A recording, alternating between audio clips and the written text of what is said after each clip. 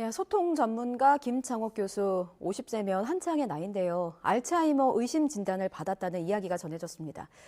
저도 김 교수님 강의 참 좋아했는데 너무나 안타까운 소식입니다. 그래서인지 어제 하루 알츠하이머라는 질병에 대해서 많은 분들이 관심을 보였는데요. 전문가와 함께 궁금증 풀어보는 자리 마련했습니다. 여의도 성모병원 뇌건강센터장 정신건강의학 전문의신 임현국 교수님 모셨습니다. 교수님 어서 오세요. 예, 안녕하십니까. 예, 방금 영상 같이 네. 보셨는데 네네. 김창옥 교수님의 경우는 이제 50세, 사실 이제 한창의 맞습니다. 나이예요. 맞습니다. 그 일반인들의 생각으로는 알츠하이머, 치매라는 게 고령기에 걸릴 거라 생각했는데 이렇게 중년층에도 걸릴 수가 있는 거구나 싶은 생각이 드실 것 같아요. 맞습니다. 그러니까 요즘에는 뭐 물론 이제 인구의 고령화 때문에 이제 알츠하이머병이 65세 이상의 어르신들에서 많이 생긴다고 하지만 예. 이게 이제 특수한 경우에 있어서는 이제 60세, 뭐 65세 미만에 있는 분들한테도 종종 많이 생기기도 합니다. 그래서 지금 현재로 봤을 때 이런 거를 뭐라 그러냐면 초록이 치매, 또 조기 발병 치매 이렇게 이제 이야기를 하는데요. 이게 이제 통상적으로는 전체 치매의 한 10에서 15% 정도를 차지한다고 볼 수 있겠습니다. 초록이 치매, 네, 맞습니다. 조기 치매가요? 네네. 그래서 지금 현재 치매가 한 80만 명 정도 있다고 보면은 우리나라에도 한 8만 명에서 9만 명 정도 환자들이 있는 것으로 볼 수 있겠죠. 그렇군요. 네. 근데 그 초록이 치매 기준이라는 게 있나요? 앞서 그 김창옥 교수님 영상을 보니까 원래는 이제 그 또래에는 70점이 나와야 되는데 본인께서는 0.5점이 나왔다라는 예. 게 있었고 그 테스트지에서 몇 점이 기준이 되는 겁니까? 그러니까 테스트지에서로 진단을 통상적으로는 하지 않고 예. 이제 저희들이 이제 참고로 보고 있는데 제가 70점이 나오는 검사가 뭔지는 잘 모르겠고 하여튼 신경심리 검사들을 이제 많이 진행을 하고 예. 거기에 따라서 이제 여러 가지 뭐 이제 뇌영상 검사라든지 혈액 검사라든지 이런 거를 통해 가지고 종합적으로 원인도 감별하고 그렇게 하게 됩니다. 그렇군요. 초록이 치매, 그러니까 10에서 15% 정도라고 하셨는데 요즘에 혹시 치매 연령이 좀 앞당겨지고 있나요? 왜냐하면 언론에서 젊은 치매 환자도 좀 많이 늘고 있다 이런 기사들이 좀 있어서요. 맞습니다. 그러니까 그 진단이 이제 많이 되고 이제 인식 개선 통해서 진단이 많이 되고 있기 때문에 이제 예. 영향으로 지금 보이고 있습니다. 뭐 특별히 지금 봤을 때 무슨 젊은 세대가 무슨 어떤 것을 해서 그런 게 아니라 저희가 이제 뭐 치매 안심 센터라든지 이런 진단을 할 수 있는 곳들이 많이 생기고 또 국민들의 이제 인식 개선이 있기 때문에 과거에는 그냥 진단 안 하고 넘어가던 것들이 이제 많이 진단이 되고 있는 영향도 한 몫을 하고 있죠. 그럼 과거에 비해서 급격하게 늘었다라고는 분석할 수는 없는 거네요. 예, 아니 근데 많이 늘고 있습니다. 진단이 많이 그런가요? 돼서 한 예. 2배에서 4배 정도 발견율이 늘고 있습니다. 그렇군요. 네. 교수님 보시는 환자분들 중에서 그러면은 그 젊은 환자의 비율은 어느 정도나 됩니까? 저도 한 그 정도 되고 있고요. 한 65세 미만의 이제 환자들이 한 10% 정도 되고 있고, 예. 제가 개인적으로 봤을 때 가장 젊은 연령의 이제 알츠하이머병 환자분은 예. 38세였었습니다. 38세면 너무 젊은데요. 네네. 당시에 그러면 38세면 사실 내가 한창 일할 나이인데 치매에 걸렸다, 알츠하이머에 걸렸다라는 사실을 받아들이기가 좀 어려우실 것 같아요. 그때 당시 맞습니다. 환자분의 반응이 어땠습니까? 반응은 환자는 이제 굉장히 당황했었고, 예. 사실 이제 여러 가지 상황이 있었는데 그 가정적으로나 경제적으로 굉장히 이제 붕괴를 하는 현상이 나왔습니다. 그래서 뭐 이혼도 경험하시게 되고 뭐 이제 아이고. 등등에 있는데 이제 가장 좀 슬픈 사실은 예. 부모님이 이제 자식을 돌보게 되는데 부모님이 상당히 마음이 아파하시고 그러셨죠. 그래서 지금은 경과가 또 이제 이 조기 발병 알츠하이머병이 굉장히 경과가 좋지 않아서 현재는 지금 요양원에 지금 계시죠. 아유, 그렇군요. 아유, 젊은 환자가 많다고 하셨는데 요즘에 그 디지털 치매라는 말도 있잖아요. 네, 근데 네. 젊은 분들이 뭐 기기도 많이 사용하고 네. 뭐 이게 뭔가 그 전자파에 노출도 많이 되는 것 같고 일을 하면서 컴퓨터들도 많이 사용하니까 그 디지털 치매라는 그 현상이 네. 실질적으로 알츠하이머나 치매와도 연관성이 있는 걸까요? 없다고 보셔도 됩니다. 그런가요? 네. 그러니까 그거는 특히 이제 젊은 나이에 이제 생성되는 알츠하이머병 같은 경우에는 유전성 예. 같은 경우도 많고 그렇기 때문에 이게 이제 뭐 디지털 기기를 많이 사용해서 우리가 인지력이 좀 떨어진 거를 이제 그러니까 별칭으로 해서 디지털 치매 이렇게 이제 얘기를 하고 있는데 예. 그것과 실제적인 알츠하이머 병과는 무관한 거라고 보셔도 됩니다. 그렇군요. 네. 지금 저희가 알츠하이머 치매 얘기하면서 요즘에 나도 자꾸 깜빡깜빡 하는데 혹시 나도 치매에 걸렸나라고 생각을 하실까봐 알츠하이머와 치매가 어떻게 다르고 또 어떤 부분이 궁금한 건지 하나씩 풀어볼게요. 일단 어떤 부분이 다른 걸까요? 그러니까 이제 우리가 이제 대개 이제 진료실에서도 많이 여쭤보시는 게 예. 제가 알츠하이머 병입니다라고 얘기하면 그거 치매 아니냐라고 이제 말씀을 하시는데 네. 그렇지 않고요. 알츠하이머 병도 사실 여러 가지 단계가 있고요. 그러니까 이제 치매라는 것이 뭐냐면 여러 가지 원인에 의해서 이제 그 신경이 이제 손상을 받게 되고 거기에 따라서 인지나 행동 문제가 생기고 결국에는 혼자 독립적으로 못 살아가는 단계의 증후군을 이야기합니다. 그 증후군의 원인이 한 70가지 정도 되고 있어요. 70까지나 됩니까? 네네. 그 70가지가 되고 있는데 그 70가지의 70%의 요인을 차지하고 있는 것이 알츠하이머 병이라고 보시면 됩니다. 기타 다른 것이 뭐 혈관성 치매, 그다음 뭐 전두축두 치매, 루이체 치매 등등의 이제 여러 가지 이제 원인들이 있게 되지요. 예, 그래서 알츠하이머 병도 단계가 있습니다. 그래서 단계가 있고 정상인 경우도 있어요. 머리에는 이제 뭐 베타 아밀로이드라든지 타우라든지 이런 단백질을 가지고 계신데도 불구하고 정상적으로 지내시는 분도 계시고 그거를 우리가 이제 요즘에 나와서 전임상 알츠하이머 병 이렇게 이제 얘기도 하고 그래서 그런 경우에는 그 뇌 사진을 찍지 않으면 알츠하이머인지 전혀 인지를 못하게 되는 네, 상황인 맞습니다. 건가요? 증상이 그러면은 우리가 흔히 얘기하는 뭔가 기억을 잃어버린다든가 그런 게 나오지 않는 겁니까? 네, 맞습니다. 그거를 이제 임상 증상이 없다 해서 전임상 이렇게 이제 표현을 하고 있고요. 그 다음 단계를 이제 경도 인지 장애 단계라 그래서 예. 이제 우리가 실제적으로 아까 뭐 김창옥 교수가 얘기하신 것처럼 증상이 나오는 단계죠. 그거를 이제 경도 인지 장애 단계인데 그분은 이제 어찌 됐든 독립적으로 생활을 하고 계시기 때문에 예. 우리가 이제 경도 인지 장애 단계라고 하고 그 다음에 이제 혼자 독립적으로 이제 살기가 어려워지실 때를 우리가 치매 단계 그래서 우리가 이제 요즘에는 알츠하이머성 경도인지 장애, 뭐 알츠하이머성 치매 단계 이렇게 이제 표현을 합니다. 교수님 그럼 전임상 단계에서 발견을 하게 되면 좋은 건가요? 이게 그 발병 시기를 좀 늦출 수가 있는 건가요? 지금은 이제 옛날에는 이제 그거를 실질적으로 이제 전임상 단계에서 발견을 했을 때 예.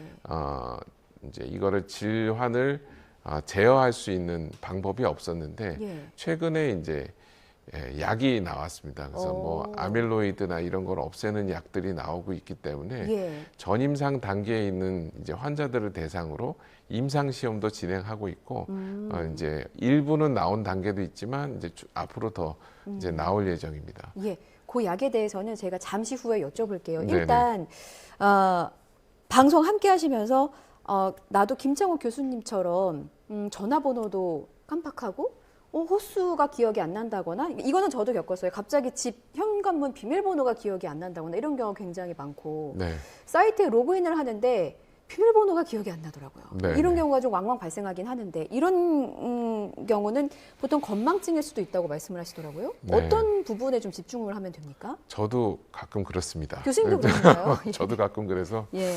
그래서 이제 뭐 대체적으로 10가지 신호 정도를 이야기를 하고 있어요. 근데 네. 이제 기억력 상실이 있는데 이제 여기서 나오는 것처럼 일상생활을 방해한다 이렇게 이제 나오고 있지 않습니까? 그래서 기억력 상실이 있어가지고 도대체 내가 이제 일상생활을 할 수 없을 정도의 문제가 생겨요. 그러니까 번호키를 잊어버릴 수 있는데 예. 이게 반복이 돼서 내가 집에 들어오지 않는 날이 많아진다. 이렇게 하면은 이제 우리가 문제가 있는 기억력 상실이라고 얘기를 할 수 있고 그 다음에 이제 익숙한 일을 이것 때문에 익숙한 일을 처리하는 것이 어려워지는 거예요. 이를테면 어떤 게 있습니까? 예를 들면 앵커님 같은 경우에도 이제 여기 이제 대본을 대체적으로 이제 예. 외우시거나 예. 진행 순서를 이제 대체적으로 아셔야 되는데 예. 그런 순서가 이제 통 생각이 안 나시는 거예요.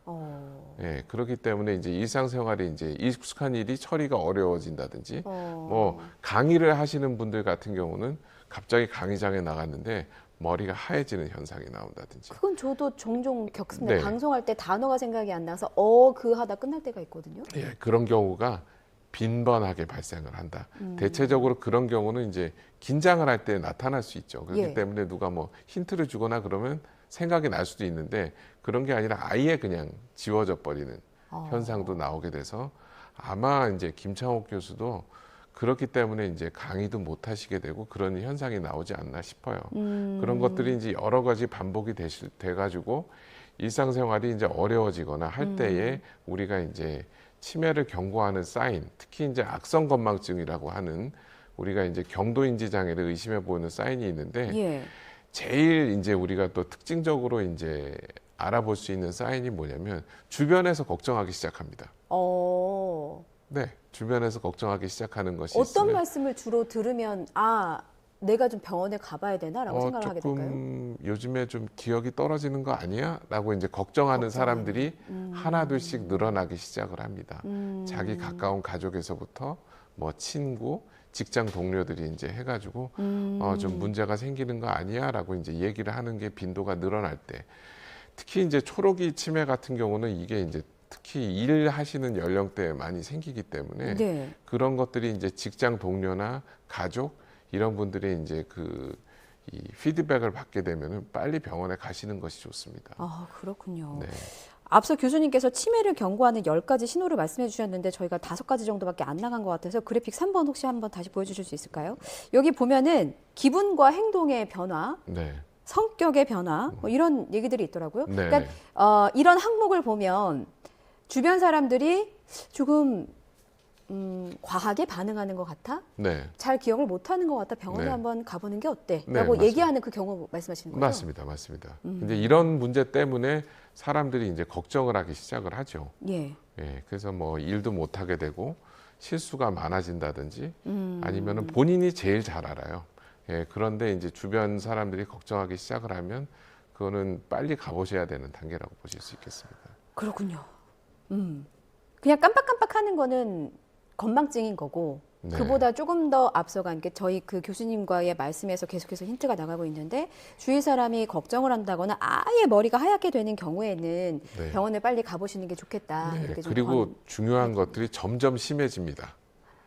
빈도수가 잦아지고 빈도수, 강도 다 심해집니다. 강도도 심해지고 네. 빈도도 네. 잦아지고. 예, 그럴 때는 거의 이제 의심을 해보셔도 될 단계라고 보시면 되겠죠. 그렇군요. 예.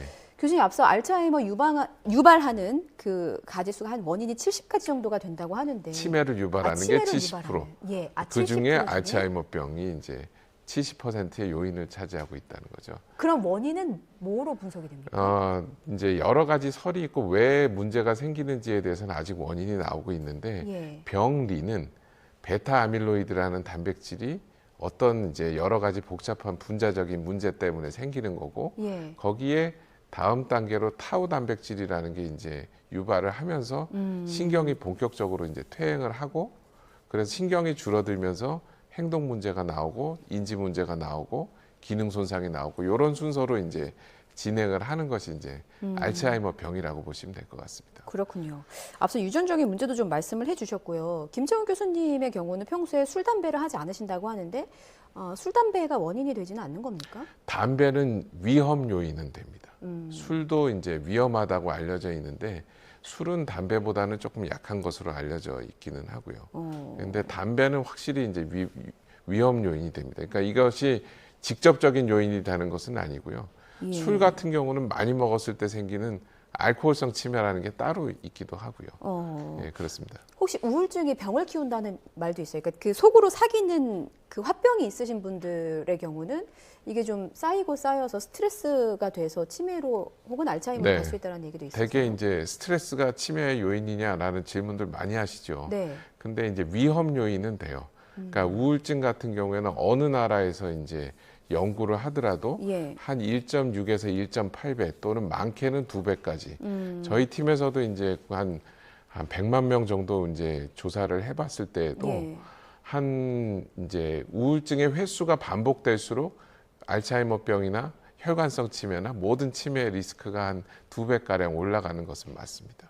근데 그게 있다고 해서 다 치매가 걸리는 아니고 되게 중요한 것이 위험도가 올라간다 이렇게 보시면 될 것 같아요. 일단 그 젊을 때 내가 지금 건강할 때 잘 지키는 게 중요하다는 말씀이시네요. 맞습니다. 저희 시간이 없다고 해서 짧게 질문 2개만 드릴게요. 일단 네네. 아까 말씀하셨던 치료제 있잖아요. 네네. 그게 좀 궁금합니다. 조금 더 설명해 주세요. 그 레카네맙이라고 최근에 이제 미국에서 임상에 성공한 약이 있고 예. 미국 FDA 통과됐고 일본도 이제 허가가 돼서 시판하는데 우리나라는 이제 내년 말쯤 이제 출시가 된다고 합니다. 근데 보면 베타 아밀로이드를 빼는 항체 치료제입니다. 예. 현재는 주사제로 이제 한 달에 2번 정도 맞게 되고 비쌉니까? 미국 같은 경우에 1년 6개월, 1년 정도 맞는데 3,600만 원 정도 되고 있는 약이고요. 예. 그게 이제 경도인 알츠하이머성 경도인지장애나 초기 치매에 이제 지금 사용하고 있는 약인데 예. 임상 시험 결과가 1년 6개월 정도를 투여했을 때 한 27% 정도를 이제 진행을 막고 있습니다. 예, 그래서 이제 그런데 이거를 또 우리가 요즘에는 뇌사진도 많이 찍고 그렇게 하고 있는데 대체적으로 타우 이제를 찍는 패트를 찍어가지고 보는 사람들 중에서도 타우 레벨이 낮은 사람들은 단백질 레벨이 낮은 사람들은 오히려 이제 경과가 좋아지는 경우도 생겨서 예, 그래서 이게 지금 어떻게 보면 이 알츠하이머병 치료에 굉장히 큰 판도를 바꿀 수 있는 약이라고 생각하고 있습니다. 그렇군요. 근데 그게 한두 번 맞는 게 아니라 계속해서 꾸준히 맞아야 되는. 한 달에 2번 1년 6개월. 한 달에 2번 1년 6개월이 딱 네. 정해져 있습니다. 네네. 프로토콜이 그렇습니다. 그렇군요. 알겠습니다. 우리나라에는 내년 말쯤 네네. 출시될 네, 예정이라고. 예. 자, 그 끝으로요. 예방법 중요할 것 같습니다. 일상생활에서 무엇을 좀 지키고 실천하면 알츠하이머를 좀 막을 수 있을까요? 네, 여기 이제 그래픽에도 나오고 있고 뭐 예. 이제 333 법칙이라 그래서 일주일에 3번 이상 걷기, 생선과 치료 골고루 먹기, 채소, 채소를, 예. 그다음에 책이나 신문 읽고 글쓰기 같은 3권이 있고요. 그다음에 이제 술은 3잔보다 적게 마시기. 그다음에 담배 피우지 않기, 뇌손상 예방하기 위해서 3금 참을 것. 그다음에 3행하면 혈압, 혈당, 콜레스테롤 3가지 정기 체크, 가족과 친구 만나 소통하기, 매년 치매 조기 검진 받기 등의 3행이 있습니다. 예. 이대로 실천하면 되는데 이대로 실천하면은 모든 병이 예방됩니다. 모든 우리 성인병이나 만성 질환이 예방되기 때문에 치매뿐만 아니라 다른 병도 다 예방할 수 있는 좋은 방법이라고 생각합니다. 교수님께는 죄송한 말씀이지만 이 333을 꼭 지켜서 많은 환자들이 교수님을 안 뵀으면 하는. 저도 그렇게 바라고 있습니다. 예, 알겠습니다. 네. 더 듣고 싶은 말씀이 많은데 다음에 또 한 번 모실게요, 교수님. 네네네. 네, 감사합니다. 지금까지 여의도 성모병원 뇌건강센터장 정신건강의학 전문의신 이면국 교수님과 말씀 나눠봤습니다. 고맙습니다. 감사합니다.